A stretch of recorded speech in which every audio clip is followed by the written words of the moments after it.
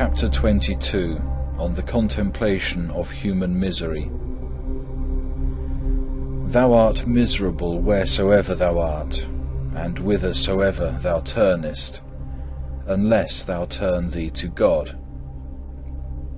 Why art thou disquieted, because it happeneth not to thee according to thy wishes and desires? Who is he that hath everything according to his will?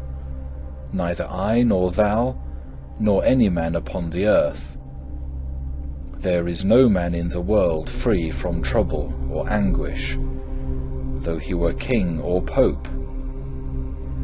Who is he who hath the happiest lot?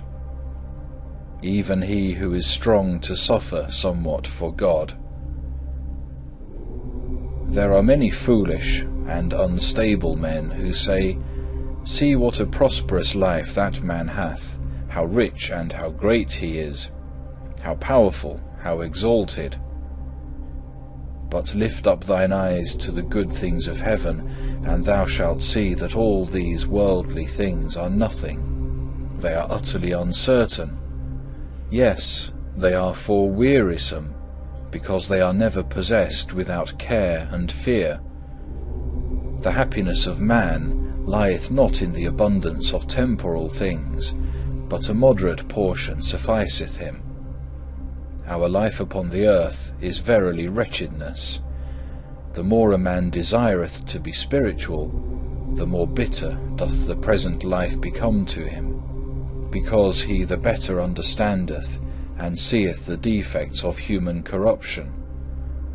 For to eat, to drink, to watch, to sleep, to rest, to labour, and to be subject to the other necessities of nature, is truly a great wretchedness and affliction to a devout man, who would fain be released and free from all sin. For the inner man is heavily burdened with the necessities of the body in this world. Wherefore the prophet devoutly prayeth to be freed from them, saying, Deliver me from my necessities, O Lord.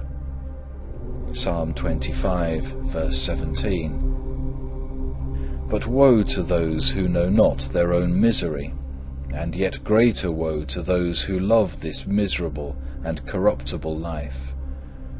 For to such a degree do some cling to it, even though by labouring or begging they scarce procure what is necessary for subsistence, that if they might live here always, they would care nothing for the kingdom of God. O foolish and faithless of heart, who lie buried so deep in worldly things, that they relish nothing save the things of the flesh, miserable ones, they will too sadly find out at last how vile and worthless was that which they loved. The saints of God and all loyal friends of Christ held as nothing the things which pleased the flesh, or those which flourish in this life, but their whole hope and affection aspired to the things which are above. Their whole desire was borne upwards to everlasting and invisible things, lest they should be drawn downwards by the love of things visible. Lose not, brother, thy loyal desire of progress to things spiritual. There is yet time, the hour is not past. Why wilt thou put off thy resolution?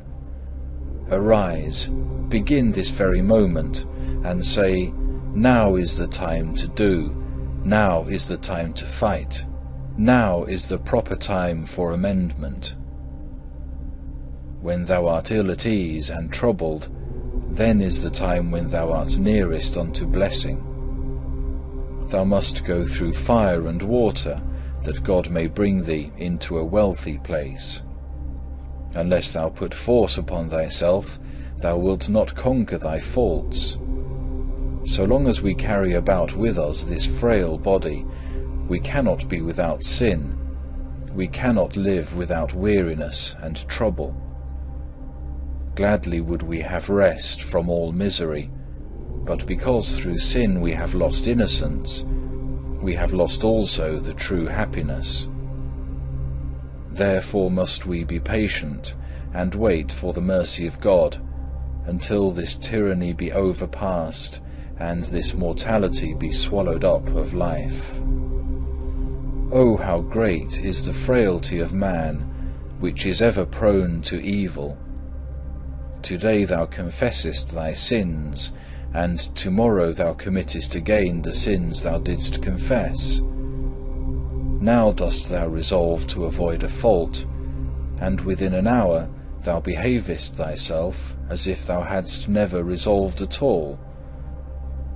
Good cause have we therefore to humble ourselves, and never to think highly of ourselves, seeing that we are so frail and unstable. And quickly may that be lost by our negligence, which by much labour was hardly attained through grace. What shall become of us at the end, if at the beginning we are lukewarm and idle? Woe unto us if we choose to rest, as though it were a time of peace and security, while as yet no sign appeareth in our life of true holiness. Rather had we need that we might begin yet afresh, like good novices, to be instructed unto good living, if haply there might be hope of some future amendment and greater spiritual increase.